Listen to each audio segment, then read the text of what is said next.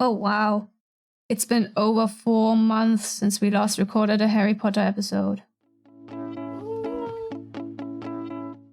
Hello. Hi. Welcome. We're Tea and Toffees. I am Nightshade, an undead demon. And hi, I'm Cecilia. I was a witch in my previous life. We are back to nitpicking Harry Potter. We're still in PrisonerofAzkaban. There's a playlist somewhere of all the other episodes. The episode that comes out before this is like a month and a half earlier, but we recorded that 4 months ago. Yes. It just didn't come out after we recorded it because I had to take a break. Well, so, Cecilia, question for this episode. Patronus and Animagus. I'll start. Me. Go ahead. As go always. ahead. Patronus, none. I wouldn't be able to produce one. But if you go with what was once Pottermore, by the way, does anyone still remember the old Pottermore? The one where you could experience the chapters and brew potions and stuff?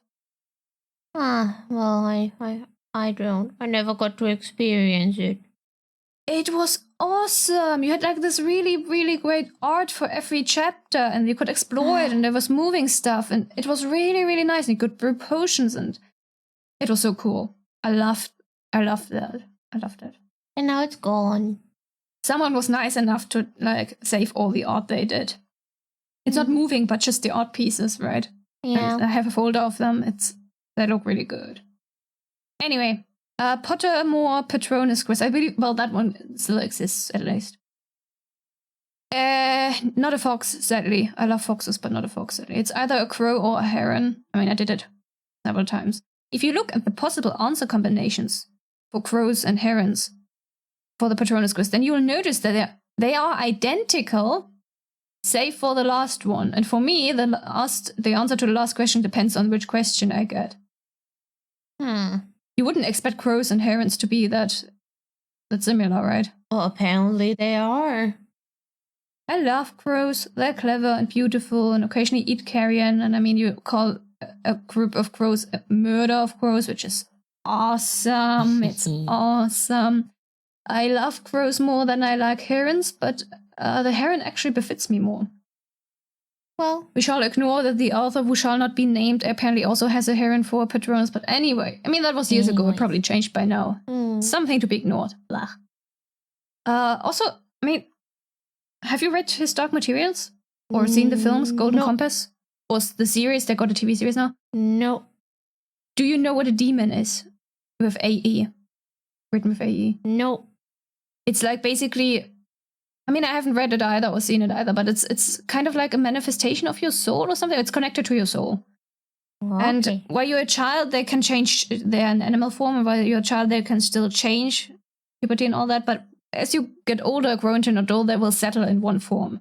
And that's basically connected to you, your personality, your being, your soul and stuff, right? Okay. So it would be similar to the Patronus and Animagus thing. And, well, my demon would be a heron, because I long to spread my wings and be free. But if I were a demon, I would be a pine marten. Oh, a pine marten. And if we apply that to Harry Potter, I mean, I know your Animagus and Patronus are supposedly the same at the time you become an Animagus, because the Animagus is then unchangeable, while your Patronus may change again. But humans are far more complex than that. And what you are versus what you long to be are different things. And I'm a demon and I'm ancient, so I'm even more complex than you humans. Aren't I? Right? Yeah, you are.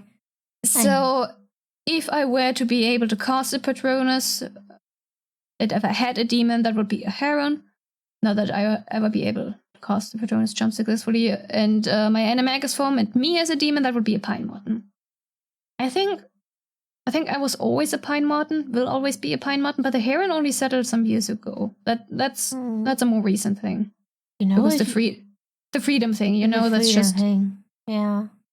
But if you were a pine marten, I could carry you around on my shoulder whenever you were in your Animagus form. Because pine martens weigh between like 0.5 kilogram to a bit over 1 kilogram, and I imagine you would be on the lighter side. Probably. Yeah, unlike Pokemon who are way too heavy to carry around on your shoulder. Anyways, 12 kilograms? I cannot carry that. Sorry, No. Sura. You're too heavy for me. No. Okay, my Patronus would apparently, according to the quiz, be a white stallion. And my Animagus form, you had made me do a test for that as well. It would be a beaver. A beaver. White stallion would be beautiful, you know. Nice, white horse. And I also, I like the water and swimming, so beaver, yeah, nice. I'm happy. How would you know it's a stallion? Can you see it? You know what? No, don't answer that. I don't want to know. But the quiz told me white stallion. I didn't assign the gender myself. The quiz assigned a gender, so yeah. I can see the beaver.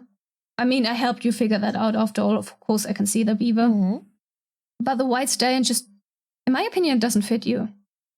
Well, I don't remember any traits from the white stallion that were like in the description. You don't even know how to ride. I do, but you don't. No, I don't know how to ride a horse. Also, can you if I imagine putting you next to a stallion, white or otherwise, I think you would be quite intimidated. Yeah, probably. Since you have like no experience with horses at all. No, I wouldn't. And stallions are big and strong, and horses in general, if you don't know how to work with them. The thing of the Patronus is supposed to be a protector, isn't it? A guardian. So, yeah, but big, strong horsey? It just doesn't fit your personality, is the thing. Maybe I should retake the quiz. But, I mean, if a crow and a heron are almost identical. Yeah. Yeah. Well, that just shows you how good the quiz really is. Doesn't fit me very well. You get two different results depending on which question you get. Because it's, not very reliable.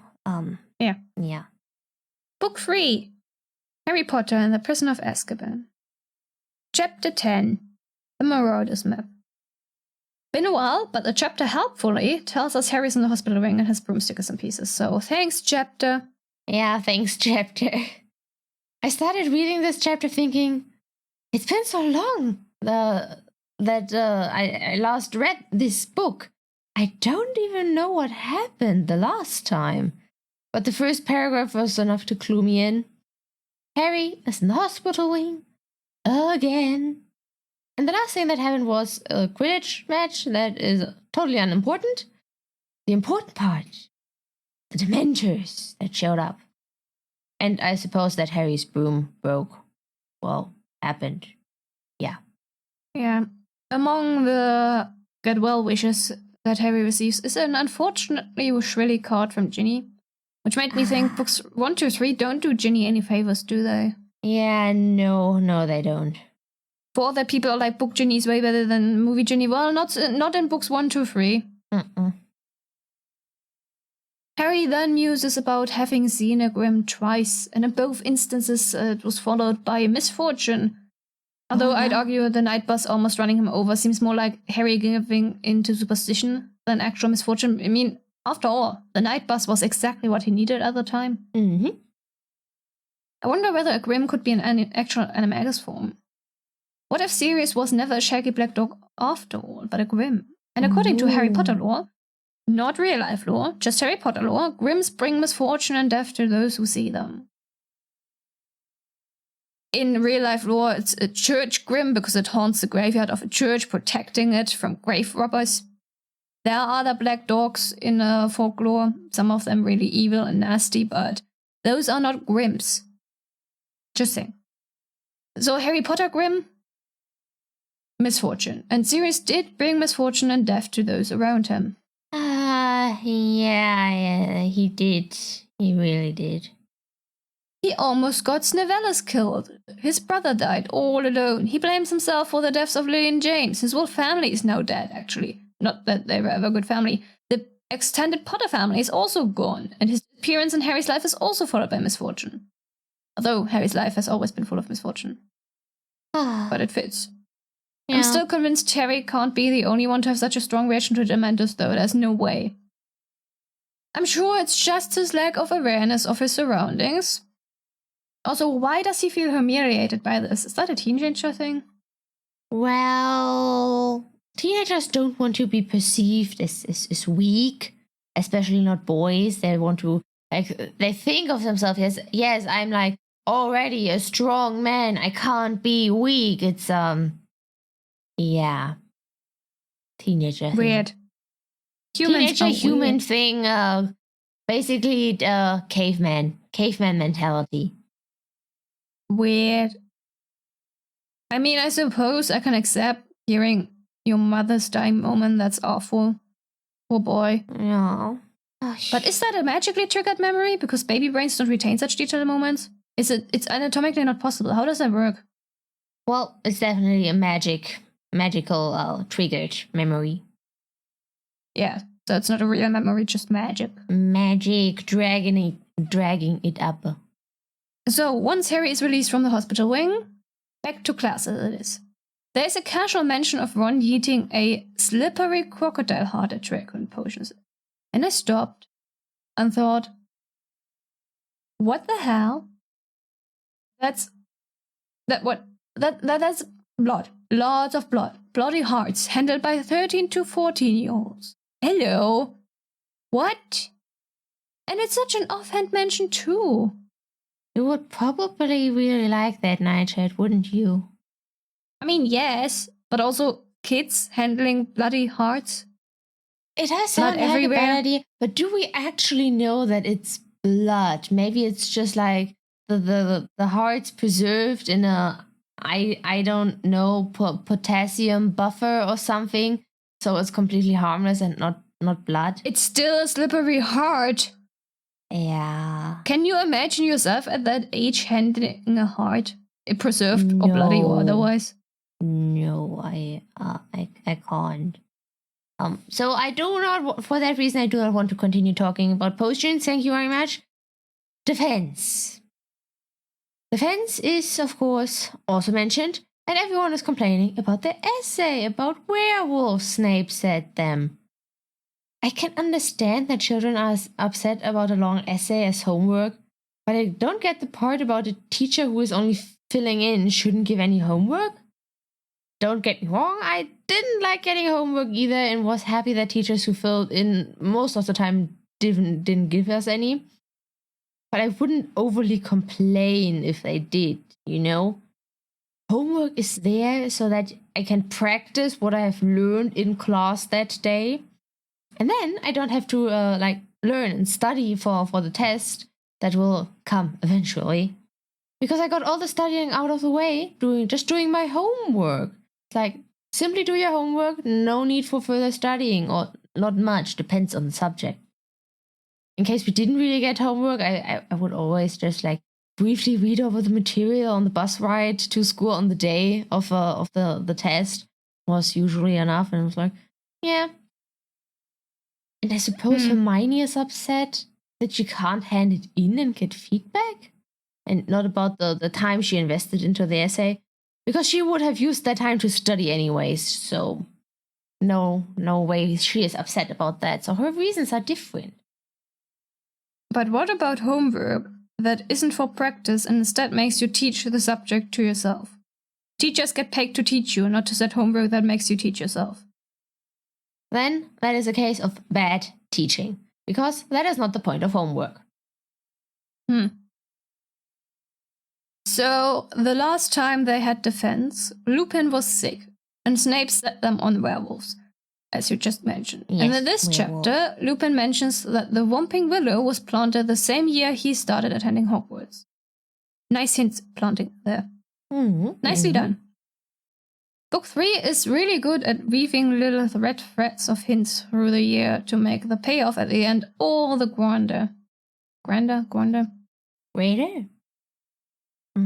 No, that word does not encompass. It's grand. It's a grand reveal. Grand finale. So, Remus holds Harry back after class, but he doesn't really ever actually tell Harry why. We can infer from the conversation that he was worried, but Harry never actually wonders about the reason he was held back. It's Harry. Too dense to question it. Lupin also mentions there are horrors in your past that the others don't have. Among hundreds of students? With Harry only really getting flashbacks to that one traumatic memory he shouldn't have? Lupin, there's no way. I don't know why this particular thing trips me up so much.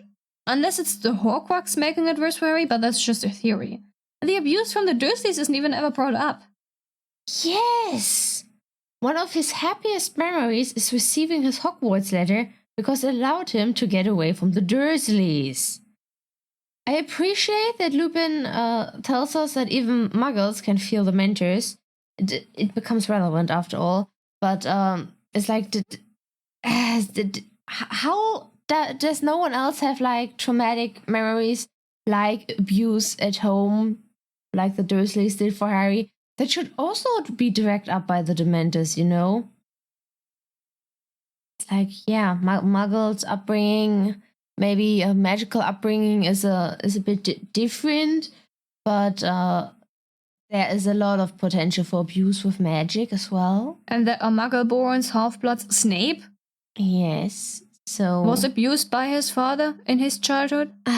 Yeah, no way. Only Harry has traumatic memories. But, okay, yeah. Dementors. We are talking about Dementors.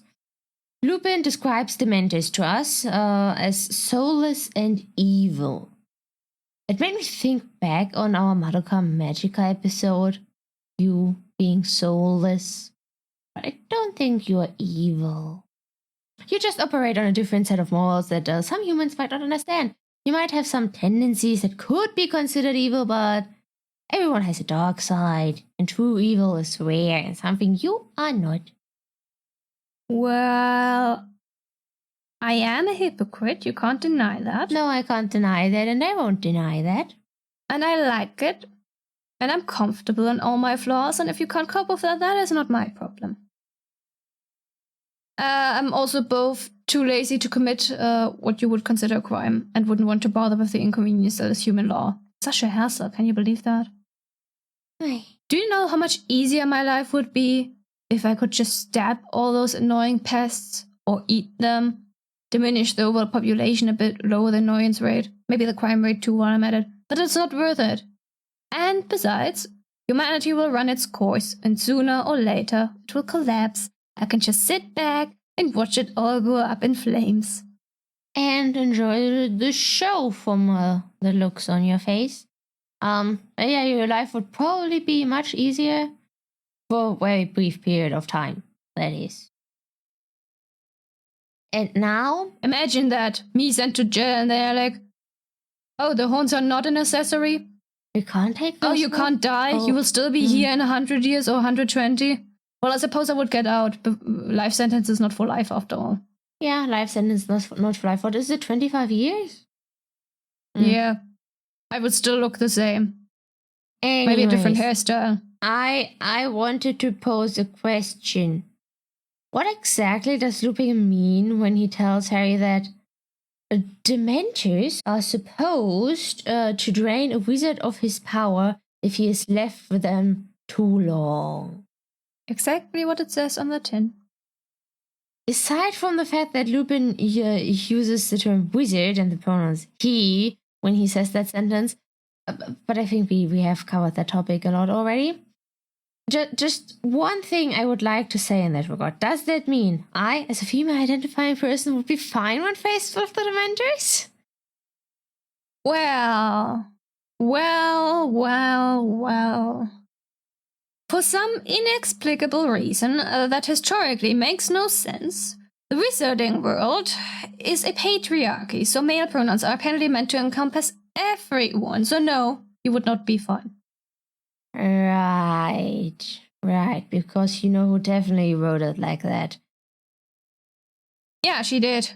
It's always been bothering. It's like, why is the wizarding world a patriarchy? Why? If you look at history and why human societies developed into patriarchies, which not all of them did, there's always a reason for that. Mainly just physical differences and shit, right? Yeah. But magic eliminates that.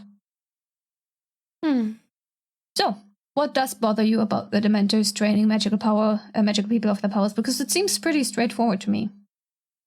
Okay, hear me out. Dementors rob you of your happy... Sorry, What? continue. Nothing. Oh. Now I'm confused.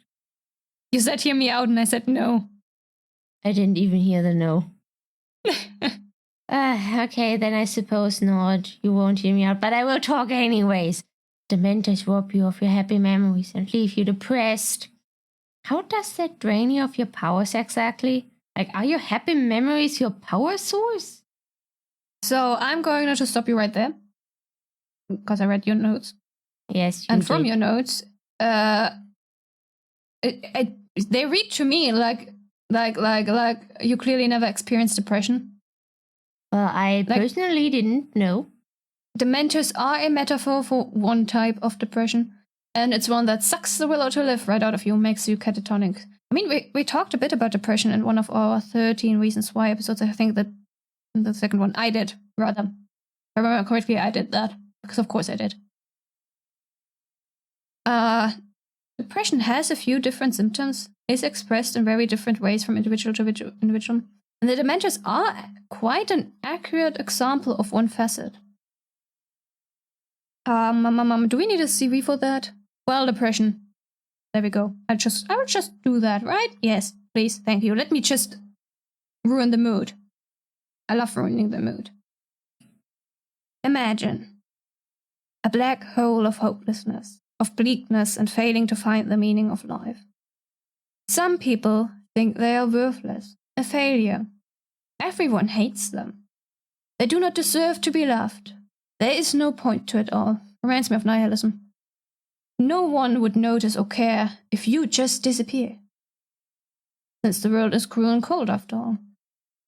You feel empty and hopeless and worthless, and you have no energy, no happiness, no interest in anything, no motivation to go on, to do anything, really.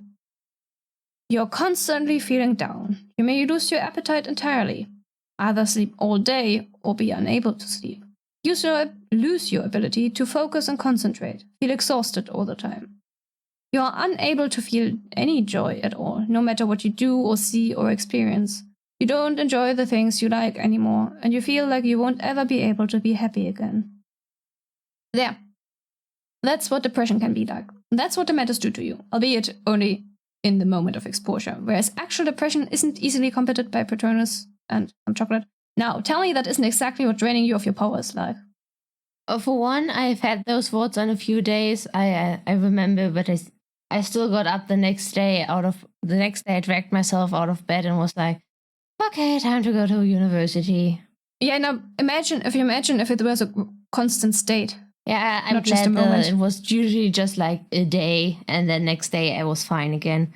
But okay, back to the thing. For me, the phrase, like the specific phrase, draining you of your power, implies that it could be temporary or permanent. And getting your powers back would take time and effort and a whole adventure arc, because you can't get it back naturally. Just because you are like not in the presence of them anymore, you don't just like get better over time. You would need to somehow like more physically get them back, I suppose. So I guess it's just a misconception from watching too many TV shows. That could be the case. Because if you just take that sentence from Loopy in the context of the book, that is not what is happening here. We're literally just like looking at a magical creature representing depression and not some wacky TV show device to rob our hero of their power. It's just depression. Literally, no more, no less. Yeah, it sounds just like you watch too many TV shows, because it's like, yeah, in TV shows, I drain you of your power and then you need a whole arc to just... But that's not what's happening here. It's just... Yeah, that's not what's happening here, but my mind went to specifically that when Lupin said that. It's just No, it's literally just depression, which drains you of your power. I just watched too many TV shows. Crappy TV shows, I suppose. Clearly. Yeah, we see everyone who ever was in Azkaban suffering the after effects as well. So it's not just, here, have some chocolate, but you're fine. Even Hagrid, who only had a short stint there, still suffers from it one book later. I think it's pretty accurate in Depends on which kind of nougat. Because nougat is technically not chocolate. Technically, nougat is just involving nuts. Why most people think of chocolatey nougat, but technically nougat doesn't have to involve chocolate. There's also like white nougat with nuts, which tastes nothing like chocolate. It's still nougat. Yeah. Chocolate anyway, nougat yeah, cream. I say Dementors are pretty accurate in a magical way because it's really hard to get out of depression, especially without help. Okay. Yeah, I suppose. In the end, we still don't learn why Lupin actually held Harry back, and Harry never wonders, because a teacher should have a proper reason and all that. Otherwise, creepy. Creepy, a bit creepy. Harry is just too focused on the Dementor problem. Harry, you don't need to be able to fight the Dementors. The teachers should ensure the safety of all students. Wait, I see where the problem lies. Yeah, there is a clear error in that statement. Harry very much needs to learn how to fight Dementors because the teachers at Hogwarts are just incompetent. Yes. Either way, I do like how we see Remus react and slip up whenever Harry mentions his parents or Sirius, but Harry doesn't even notice that because he has the awareness of a break. And younger humans reading this, I mean, what's the age group here? 13, 14? They might not notice either, so I guess that's well written. I looked at it and screamed at Harry in my head the entire time. I'm always just mildly annoyed with Harry. And I wouldn't have noticed this at 13. But now I'm older and wiser, and I noticed. He's an empty protagonist. One of the fanfics I wrote, I'm writing, well, it's on hiatus right now. I mentioned that as well. As if you look at Harry, for all that we read the story from his POV, we do not actually get to see any of his thoughts nearly often enough, which makes it seem as if his head is just empty all the time. No thoughts, a head empty. On one hand, I can see his very weak sense of self being a consequence of the Dursleys' abuse, of being told to hide his freakishness, of being severely neglected for 10 out of his first 11 years in his life. On the other hand, it is a useful narrative device to introduce the magical world to us and make it easier for us readers to immerse ourselves without being thrown out of the moment by Harry's personality. And that is just lazy writing, in my opinion. It's almost as if Harry was soulless. So Harry can't become a magical girl? Apparently not. Yeah. But Harry has a lot of emotions, at least in book 5. I guess. It's just all caps Harry.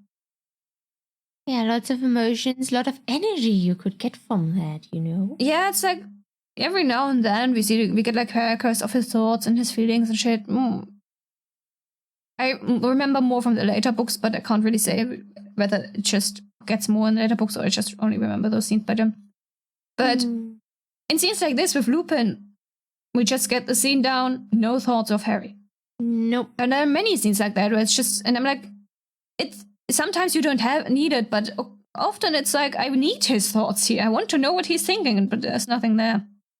Head empty. There's nothing there. Yeah. So, we're approaching Christmas now in this chapter. There's a mention that Flitwick decorated his classroom with real fairies. Right. Poor fairies. Oh. Wizards. Ron and Hermione are staying to keep Harry company. Harry is not the type to ask, but why doesn't Ron ever offer for him to stay with the Weasleys? This is the 3rd time now that Harry spends Christmas at Hogwarts. On that note, I find it interesting that not a single person in Harry's life ever recognized that the Dursleys abused him or didn't do anything about it if they noticed. Yeah, the times were different, yada yada, but still, it's so strange. No one ever wondered. It's like, yeah, he doesn't like his muggle, so he stays at Hogwarts, but it's like, have you ever really heard him talk about his relatives and what's going down there? And shouldn't that make you suspicious and concerned? Especially Hermione. Yeah, Hermione was kind of observant. Yeah. I mean, not in the middle of Hermione. On the matter of Yeah. Hermione, I mean, Christmas is a really big thing for most families in Europe. It's a time where the royal family comes together after all. And Hermione just ditches her parents 2 times in a row. She went home the first Christmas, but not in book 2 and not in this one. I think most parents, and especially grandparents, would be very hurt by that. Yes, I had the same thought. Hermione, you know what your parents would love for Christmas? Besides those tooth-flossing string mints from Honeydukes? Your presents at home. You're in a boarding school and don't see them for the better part of the year. Does Hermione not miss her parents, like, at all? I'm sure they miss her very much. My parents certainly did when I moved out, and I was an adult by then. The house was empty all of a sudden. But my parents like still missed me, even though they knew, like, yeah, our daughter is an adult now. She can take care of herself. Hermione started ditching them when she was like 12. It's like, okay, you are at a boarding school, but we still like to see you. 13, technically. I think her birthday is in September. So she was Okay. already 13 in second year. Okay, yeah, 13. But still, my parents would have been like, when I would have still been 13 and in boarding school, they were like, you are coming home for Christmas. We are spending Christmas together. We want to see you again. We want to hug you, you know? Yeah, Spend that sounds time like with the you, normal talk response. to you. And I imagine, I mean, I know your parents, they would have been like, what, your friend who wants to stay, just take him with you. Yeah. Just take him. I mean, I take the came friend to, with you. I mean, we spent Christmas with my acquaintances, but we went to your parents right after with Toffee. Yeah. It was just like, yeah. Just Take the acquaintance with you. Take the friend with you.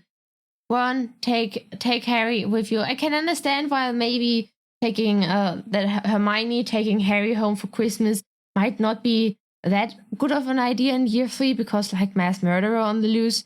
But Weasley's a magical family who have also Dumbledore's trust should be fine, right? Yeah, I was going to bring that up. Yeah, and I mean, I suppose in year 2 they wanted to go into the certain common room, but still.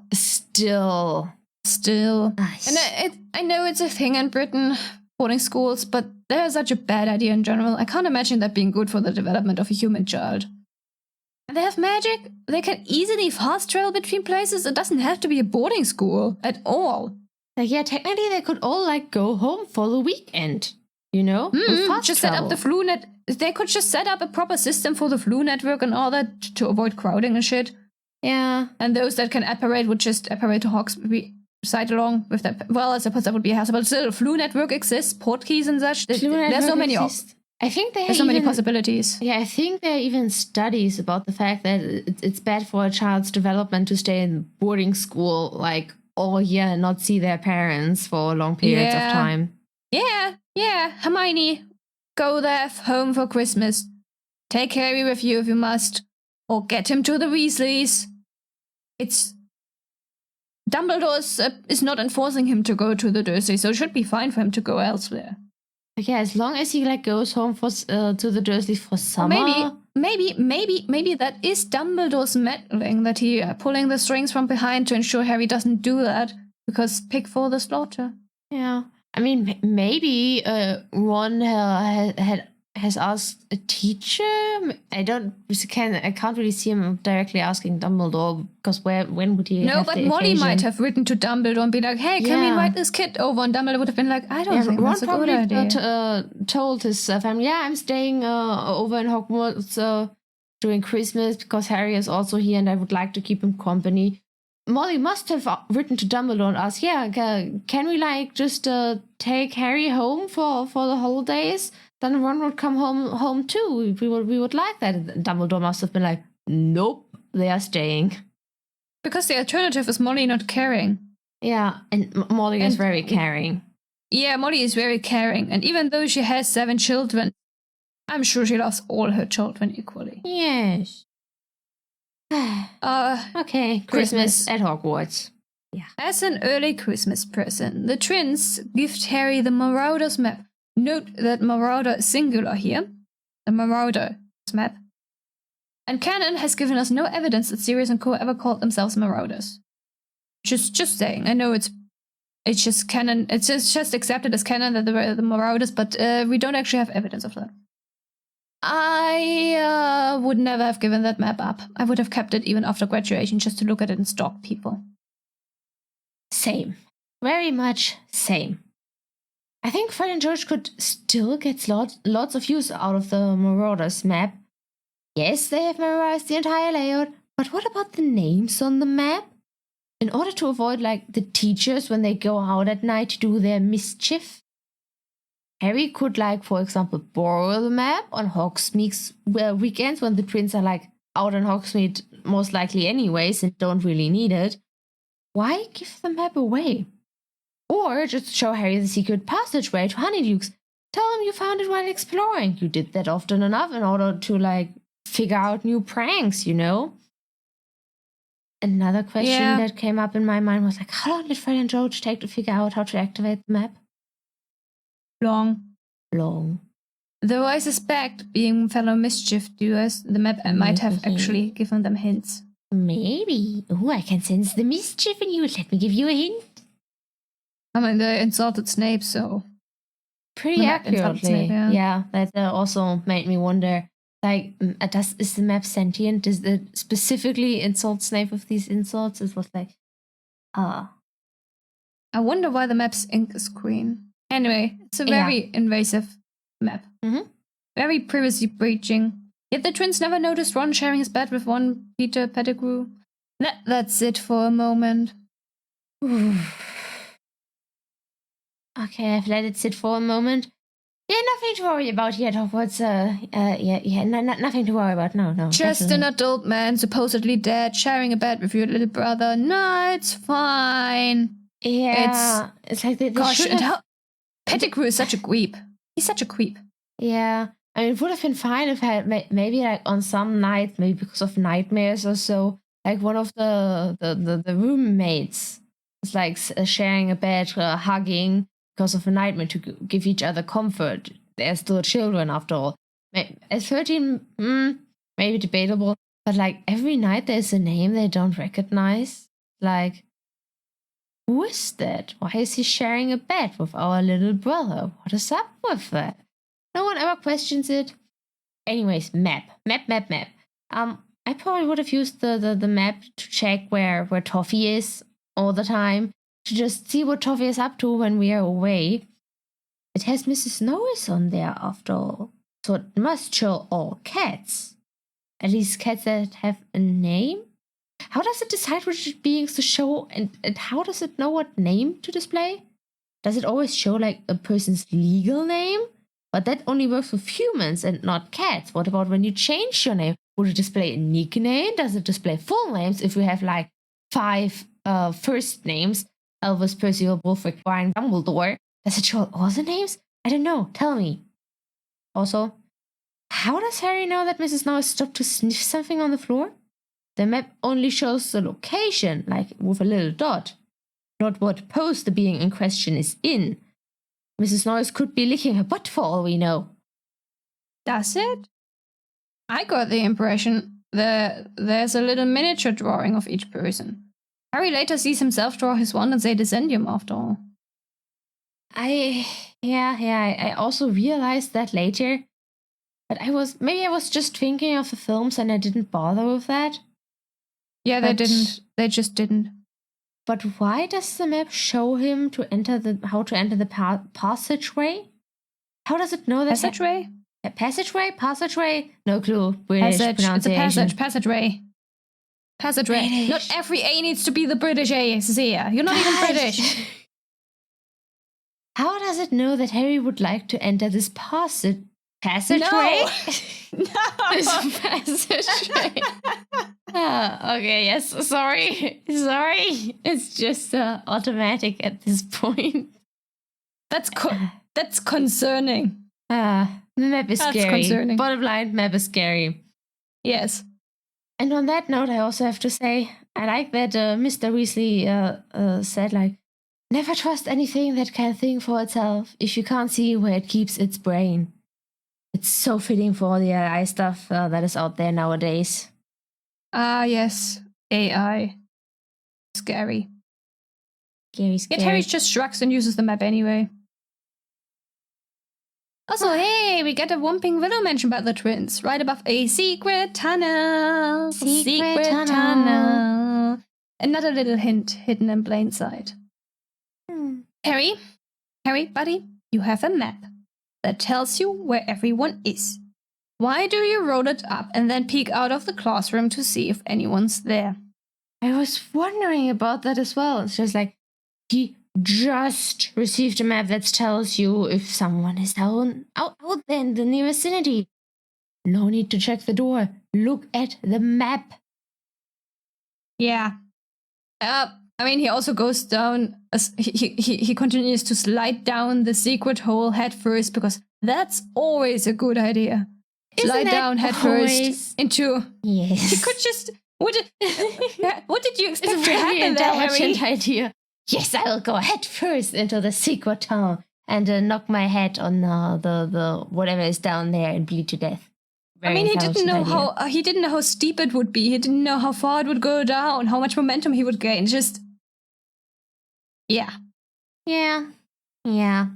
Well, and then he goes through the secret tunnel and exits out a trapdoor at the end of the tunnel, which it apparently blends perfectly with the dusty floor, but wouldn't moving disturb the dust?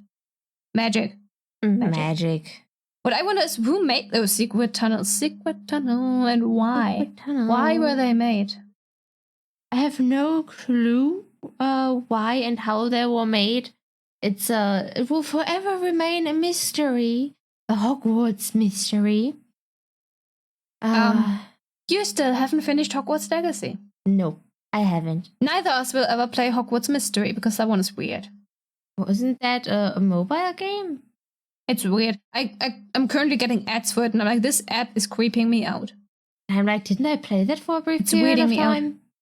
Yeah, also I started it, and it wasn't as weird back then, but somehow. Anyway. Honeydukes. Yes. Harry is now in Honeydukes. And Honeydukes has fat honey-colored toffees. We have a fat dark chocolate-colored toffee. On our table, so we do. Look at her. Cute. Toffee. Go to our Twitter for pics. Yes. Are they, though? Are they fat honey-colored toffees? Because the writing is a bit unclear here. As someone who writes stories themselves, I take issue with this entire paragraph. Because, the description of all the sweets and honeydukes is one big, fat sentence that could have been broken up for better legibility. All you need to change is the punctuation. It's not even necessary to rewrite. It's not even necessary to rewrite anything, because she actually already wrote it as separate sentences. Look at this mess. The punctuation isn't even consistent. Look at it. Look at it. The editor apparently was asleep during that one. Like during the entirety of book 5. Why would you even get the idea to write that as one big sentence? That's just why. Why? No clue. What made you think that was a good idea? So yeah, you can't actually tell whether the fat, contextually, in context, yes, probably it's fat honey-colored toffees, right? But from this sentence alone, you can't really tell. It's unclear. Well, it's honey-colored toffees. You've got a dark chocolate-colored toffee. And ours is definitely fat. Yeah. Not as... Recently I was just watching her and I was like, actually, not that bad anymore. Yes, she's still fat, but I think we got her back to acceptable levels by that now. Maybe. Only been how many years? 4? We've had her for 4 years. Wow. Took a while. Back to Harry. Harry never thinks things through. He didn't think this through either. Head first into the tunnel. What would he do at the other end? No warm cloak, not even his invisibility cloak. What if Ron and Hermione hadn't been in Honeydukes, huh? What then, Harry? You don't know anything about this village. Where would you have found them? What if anyone had seen you? I mean, people are seeing him. Also, I thought the castle was usually cold in winter. I remember reading about that previously, so shouldn't Harry already be wearing his cloak? Technically. Typical typical teenage Gryffindor boy. Never stops to think for a moment. Additionally, aren't there spells to keep you warm? Wouldn't Hermione know them? Harry doesn't know any magic after all. But heck, Hermione knows a spell to move a tree, and it's not your standard levitation charm. Harry doesn't even know how to clean himself with magic. How does no one else report Harry? Like, Harry is openly down in that village. Hermione was persuaded not to do so, and Ron would never. But others spotting Harry? Yes, there's a crowd, but I would be too paranoid to try this, to go there without my invisibility cloak. Harry also sticks out because it's freaking cold and he doesn't have his coat, his cloak. It's like,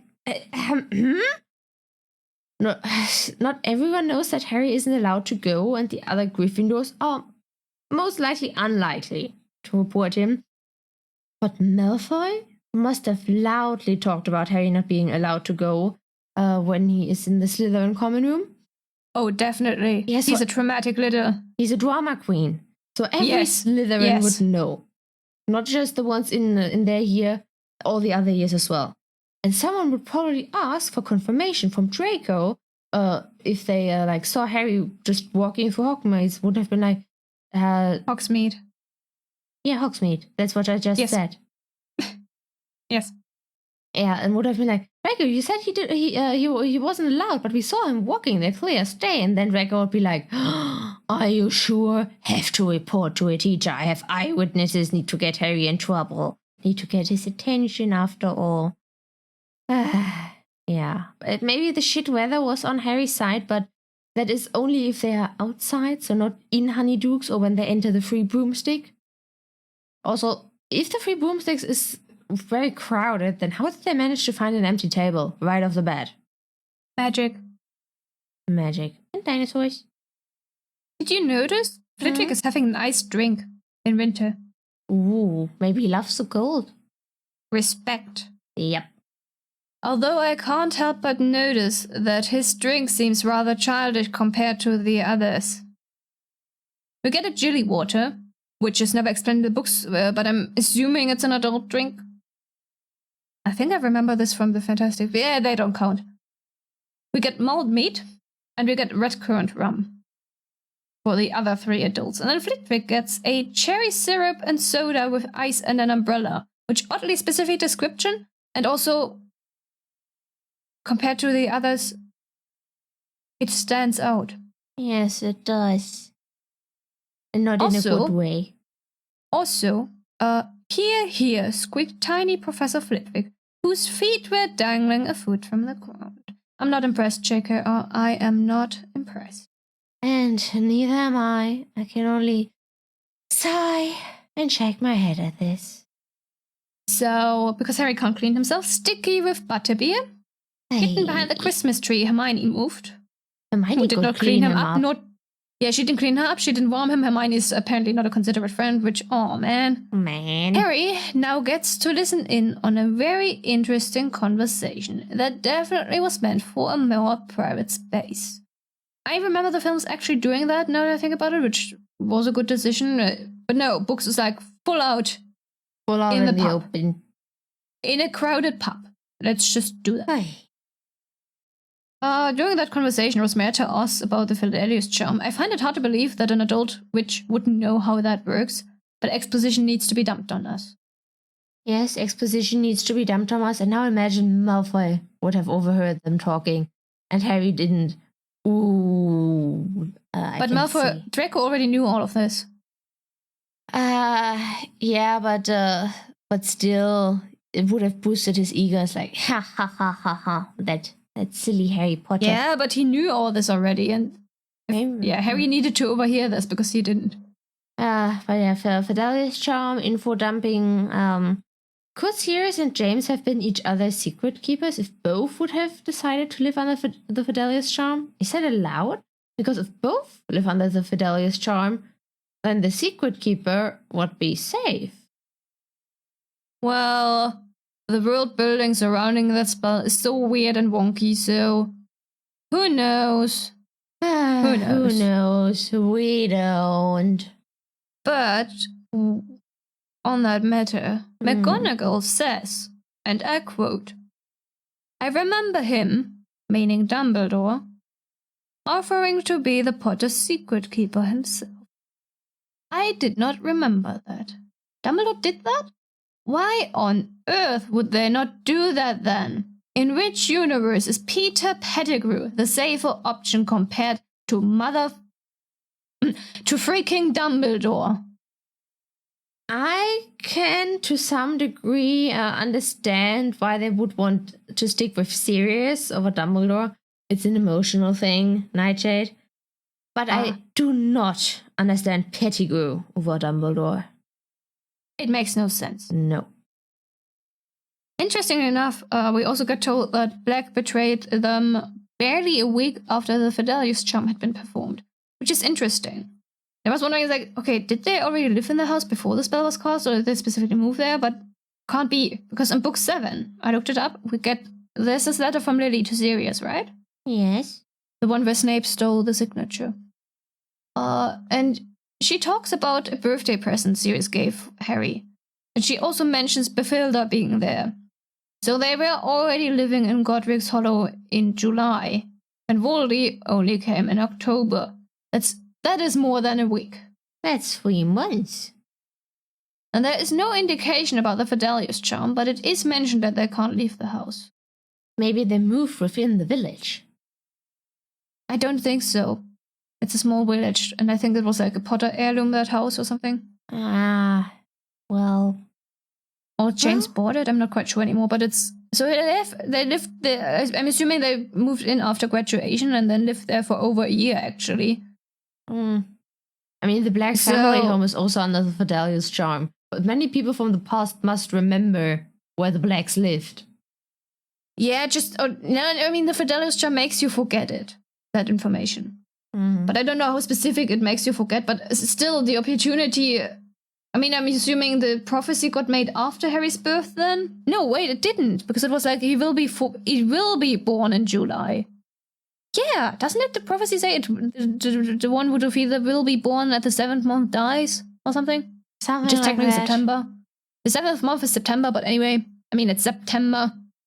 But yeah. So, if the prophecy was made before Harry's birth, and Snape overheard it, and then Voldy decided to move on them, but they've only been living under the Fidelius for a week before Voldy came and crashed it.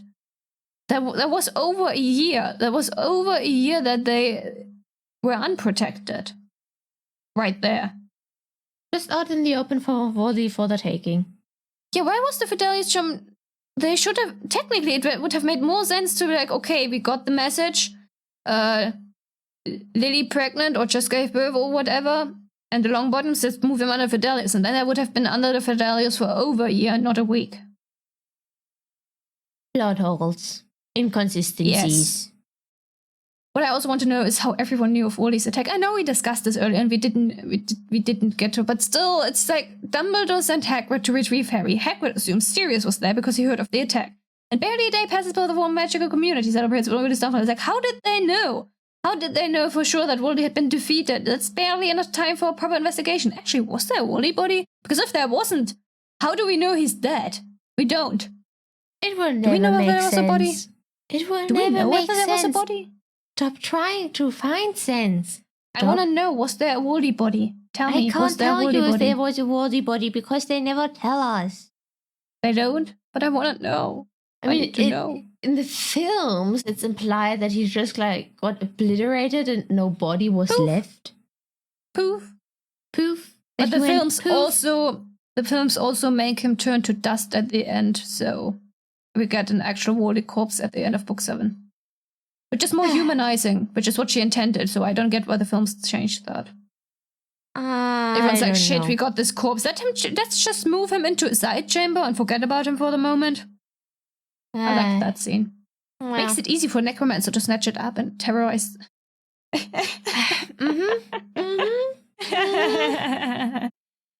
Yeah, I would have totally done that. I mean, yeah, but I would have been like, the turning ooh. to dust is more is like, yeah, that's a crappy TV show thing. ultimate evil enemy defeated, he turns into dust. Now he's truly gone and can't be resurrected. Yeah, but it's he was always so concerned about his death and dying and mortality, and it's like, look at it. He even left a corpse. So humanizing. It's very fitting for him. Mm. And then a necromancer comes along and like, ooh, free body for the taking. Nice, thank you. Ay. Something else that happens in this chapter, we will get to see more of that in book 4. Hagrid being not actually a good person. This one is just more, it's like he's generalizing among the lines of like what he said in book 1. All Slytherins are evil and all evil people are Slytherin. I don't understand all that love for Hagrid when he has some really bad moments. We'll get back to that in book 4 where there's a moment where he's really, really racist in that one. And that's just, it's not an outlier. Hagrid is like that. We see it in book 1. We see it here. We see it in book 4. He's just... Yeah, when I read this particular statement in the book, like, I think when someone goes over to the dark side, they still care about some people. Maybe not all of them do, but... Or at least their cats, you know? Yeah, they will... I'm evil. I still care about my cats. See? It's like... Yeah. The generalizing that Hagrid is doing here is just not true. Just because you're all like evil doesn't mean you care about nobody. Like Nightshade still cares about our Toffee darling after all, and all other cats in the universe, because cats. Yeah. Apparently we also learned that Sirius only relented and gave up on taking Harry, well, because he wanted to murder someone. But sadly, Hagrid has no way of knowing that, so poor Sirius gets trash-talked and is in prison, and no one even cared to find out the truth. Very sad. Misfortune. Yeah. Very misfortunate. He wanted to go and murder the real betrayer, and he wanted to care for Harry and not actually kill Harry. And he gets no trial. Lovely justice system they have. The justice system is just superb. Yes, definitely. Just like Hagrid got no trial in book 2. Yeah. No trial. What if... Go straight to Azkaban, please and thank you. What if Harry had given baby Harry to Sirius? Or Sirius would have found Harry before Hagrid arrived? Would that have prevented Sirius from going after Pettigrew? Would the truth about the Secret Keeper switch had come out? Would Sirius have fought tooth and nail to raise Harry as his godson against Dumbledore wanting Harry to live under Lily's blood protection and be raised as a pig for slaughter? Legally, at least in Muggle UK law, I think in most laws actually, godparents don't have any rights. It's more symbolic. Unless stated in the Porter's will as the parents by Muggle law. Unless stated in their will, Sirius couldn't have legally taken over guardianship of Harry, unlike the Dursleys, who are immediate family. But magic law might be different. We knew the Wizarding world is highly illogical. Anything is possible. Actually, what about the Potter's will? They really should have a will. They were in hiding during a war after all. And yeah, also and to the question... They knew Wally was coming after them. To the question you posed, what if Sirius had come there before Hagrid? Now I have this scene in my head with Sirius just being in the destroyed house in Harry's room, like cradling the baby Harry, and basically having a mental breakdown, being like, no, how could this happen? No, I need to keep Harry safe, and then Hagrid arrives. But we never got that. I mean, either that, or just being like, I need to go after the murderer. Yes, but I need to make Pettigrew pay, or something like that. But I doubt he would have let baby Harry alone. Maybe as soon as Hagrid would have hard to tell. Would have been like, yeah, please take care of him. But it's hard to tell because when you look at school series and James, right? Yeah. Troublemakers. James had a very firm line that he drew. He would have never pulled that prank on Severus, right? Sirius was always more reckless, more hot-headed, more temperamental. He would have let his emotions... I can see him letting his emotions take over and race out and only think about Harry afterwards, because that's just how Sirius is. Yes, had but it been baby reversed Harry... and had it been reversed, and it's like, okay, this is Sirius's kid, right? Harry is Sirius's kid, and James is in that situation. He would have thought about it more, and he would have been like, okay, I'm taking my best friend's, my godson, right? Priority over the betrayer. But Sirius, it's a bit hard because there's, yes, baby Harry, son of his best friend, but also his temper getting the better of him. We will never know. But yeah, no, the Potters really realistically should have had a will. They knew they were living dangerously, and Wally was coming after them at the latest at that point, inevitable. Right? Lily would have never allowed Harry to be raised by her sister. She would have, and since it's a war, she would have put several people in that will. Although, I mean, if you think about it, okay, Sirius, right? Sirius. Who goes after Peter and then is killed. Peter, who faked his own death and was the betrayer. Remus is a werewolf, so And then we don't know who else they were close to. I mean, maybe the Longboards, but those were tortured to insanity. Maybe some other people, but most of who we know from the time got killed. Who else they were close to, like within the order? Yeah, the only people we know about were actually killed. So yeah, might be that in the end, Petunia was actually the only one left. Yeah, because all the people in the will were killed. Yeah. But still, there's no will mentioned and nothing about custody and it's either bad writing or Dumbledore's meddling. I think it's Dumbledore's meddling. Raised as a pig for slaughter. And people say that he's not manipulative. Honestly, he even admits to it. He knew how Harry was treated there.